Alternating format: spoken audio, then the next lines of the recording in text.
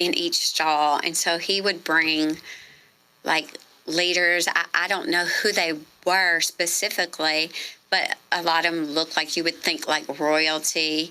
As a child, I didn't know specifically who they were, but you knew that they were rich, important people, that he was really bringing them around to kind of showcase us, and he would rape us and like show our reactions to that, and like he would put a dog collar on me, and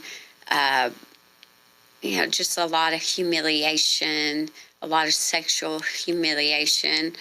And also through a lot of the halls, it was kind of like you think of like a laboratory in a way, where they're doing all these different experiments and they want to show you the outcome of it. So like behind glass, we would be like behind glass. And like for me, a lot of my program was like pretty pink princess, like acting like it was a lot of denial. They had trained my mind to completely shut off like any feelings, any pain, anything at all, so that they would like really try to showcase that and bring them by so they could really see the product that he had built, or the product that my main programmers had built, so they would know what works, what doesn't work. So this was like really like people from all over the world, like not just the U.S. And were you used by him in New York City as well? Yeah, I definitely was taken to New York. My main trafficker took me there. It was like a joint reprogramming that they would do. It was kind of close to a downtown church, so they did some reprogramming there, just kind of root that Christian programming. They took me to a Christian conference in New York at the same time, and Biden was actually there as well as Epstein. But they have different walks, or I guess you call mountains, that they claim, and like one of them is the church mountain that they have, that they claim that, and they want to infiltrate.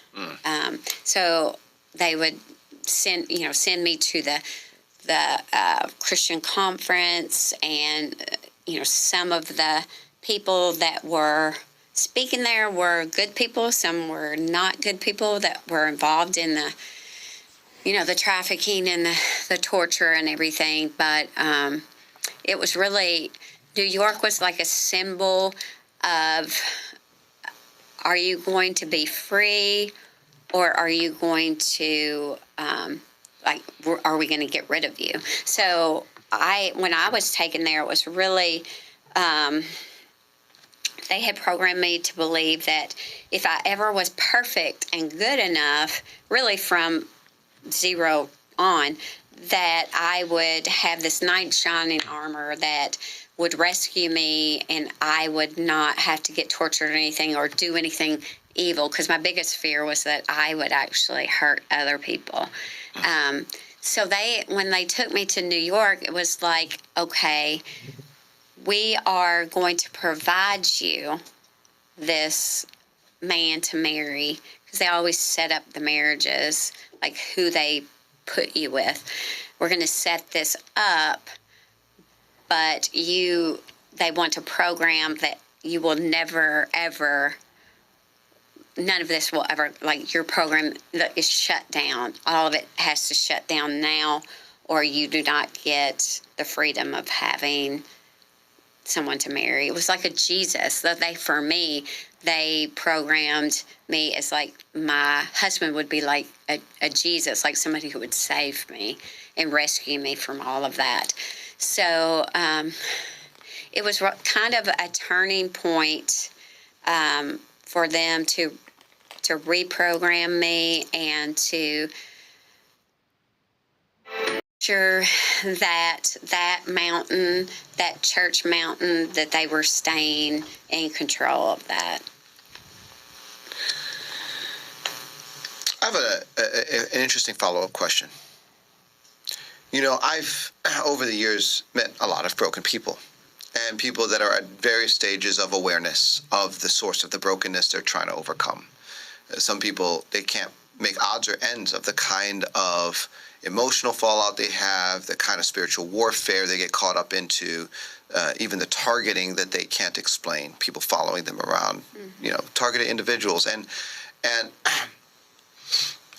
I've met a lot of women over the years, specifically women, that seem to have very narcissistic husbands, that they went into those marriages worshiping, like actually worshiping, just like, you know, and could do no wrong. What are the chances that some of that is actually the fallout of what you're describing, that it's arranged, that there's a shutting down of the programming, but they're placing them into these marriages that, with actual handlers that are just, you know, and they are being instructed to fall in line with the narcissistic. Yeah, I mean, I think that has a root to that. There is definitely a rootedness to that. Now, as far as if they are still being actively programmed, Yes, they're not going to be connected with anybody that's outside of the cult. So Yep. they're not going to have a husband or a wife that's not programmed unless they're specifically targeting that person to take down something like a ministry, like say it was a pastor or a leader over a ministry or something like that. But yeah, that is very common, that they groom you pretty much from small on who you're going to be connected with, who you're going to be placed with, really, to continue the programming, to continue the level of programming that they were doing, to kind of reactivate all of the things that they put and the foundation of the programming. So, going back to the Epstein conversation, what do you think is happening with Ghislaine at this point? I think, I've heard different aspects of this from different people, but I think she was more of like a fall guy kind of, that it was kind of like a Diddy situation where we'll put this person out here in the front to kind of take the brunt of everything so that we can cover up what's truly going on behind the surface, the depth of what's going on behind the surface. But I didn't have any connection with her. She was normally very connected with the people that were kind of out in the open, like very involved. And I heard that she was from one survivor, that she was very cruel and just one of the worst ones. But as far as the underground, like the small children, I didn't have any connection with her. I think it was more of like the Mossad connection with Epstein and her father, and that's kind of how all that played out, because she was able to kind of be that front that he needed. That's what I don't know personally, but that's what I think. Okay. The whole thing to me, it's the story isn't finished being told for sure. And one of the things that really frustrated me was, back when Epstein went down. I mean, and he went really down, kind of like what we see going on with Diddy, which we'll get to in a second. You got a lawyer. I mean, you actually were listed as, having case against the estate of Jeffrey Epstein. Right. I mean, before he died, after he died, and then it really came to nothing, really down. Kind of like what we see going on with Diddy, which we'll get to in a second. You got a lawyer. I mean, you actually were listed as, having case against the estate of Jeffrey Epstein. Right. I mean, before he died, after he died, and then it really came to nothing. I mean, I had some of my stuff subpoenaed. I had to give that to your lawyers, and it was very sad for me to watch that thing just completely come to like nothing. And to me, I always felt like someone pushed the invisible brakes from behind the veil and said, this is not. The testimony and the experiences of this survivor are not allowed to become part of the narrative that the public is allowed to accept about the Epstein problem. Absolutely. Yeah, throughout the criminal case, I just felt like I needed to go forward about what happened to me when I heard one of the survivors speak out, and I'm like, okay, Lord, I need to do this. And then, what happened there, and I really have put it completely out of my mind. Never went into it thinking I would ever do a civil case. Of course, people that are trying to discredit me say, oh, she was just saying that because she wanted money. Never went into it thinking I was going to do a civil case. But I felt like the Lord said to go ahead and do that. So I got a lawyer. It was a very, very long 2 years.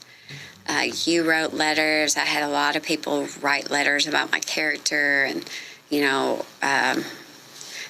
really, that they believed that to be the truth of what I went through. And then the day before, I was supposed to give my testimony or my deposition. My lawyer called up, and after all that, they had gone through getting all kinds of information, interviews, all kinds of stuff. And day before, just called up and was like, "We're gonna have to part ways. We're dropping you."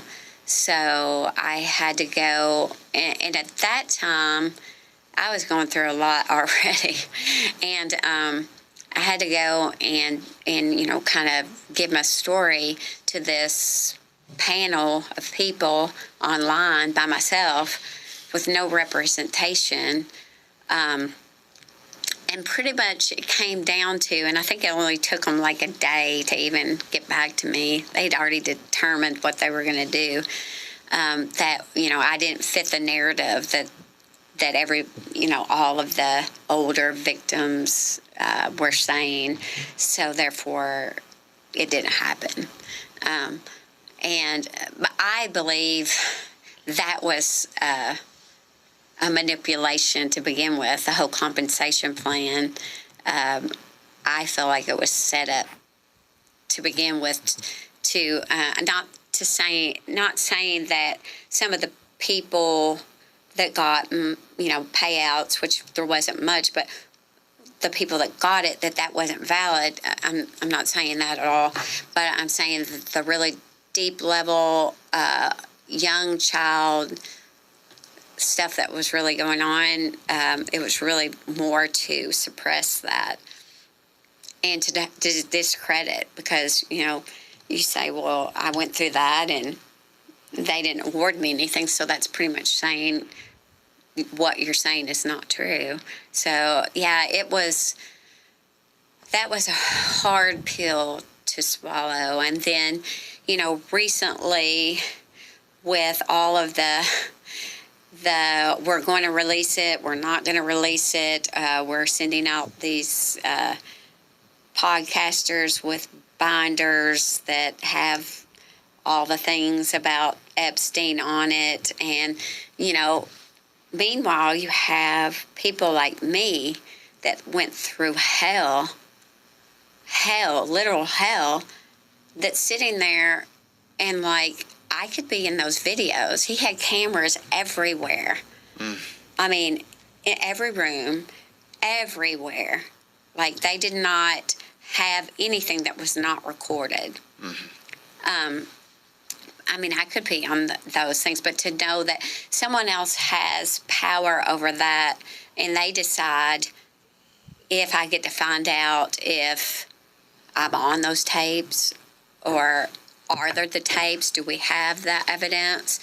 But to be so back and forth, it just shows you that there's still a lot of people that are pulling strings that want to cover that up. I don't believe President Trump at all is involved in any of that. He's really done more for ending trafficking and exposing this than I know of, really. I went and spoke at the Senate his first term.